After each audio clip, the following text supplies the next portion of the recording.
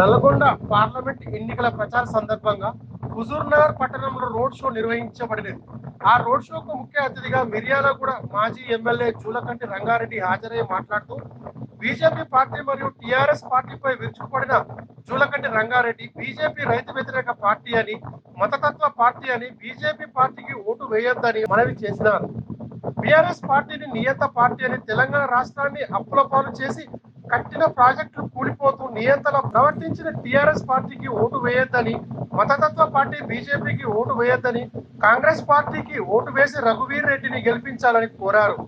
దళిత బంధు అని చెప్పేసి ఎంతమందికి ఇచ్చారు? 3 ఎకరాల భూమి ఇస్తానని చెప్పి ఎంతమందికి ఇచ్చాడు?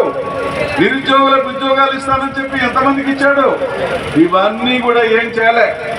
6-7 లక్షల కోట్ల అప్పు కరువు మాత్రం కాంగ్రెస్ పార్టీకి ప్రభుత్వానికి గొప్పచెప్పిపోవడం అనేది జరిగింది. ప్రజలకు ఇచ్చిన హామీలు నెరవేర్చకపోగా లక్షల కోట్ల రూపాయలు దుర్వినియోగం చేసి కట్టిన ప్రాజెక్టులన్నీ కూడా కూలిపోతా ఉన్నాయి, కుంగిపోతా ఉన్నాయి. నయా నవాబు లాగా నిరంకుశమైనటువంటి పరిపాలన, దొరల పరిపాలన సాగించాడు. అందుకే ప్రజలు బుద్ధి చెప్పారు.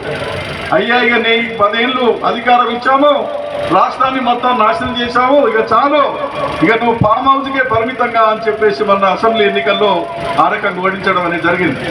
అందుకనే బీఆర్ఎస్ పార్టీ కూడా అవకాశవాదంగా, అవినీతికరంగా మరి ప్రజలకు మోసం చేసింది. కాబట్టి బీఆర్ఎస్ పార్టీ కూడా ఓటేయకూడదు.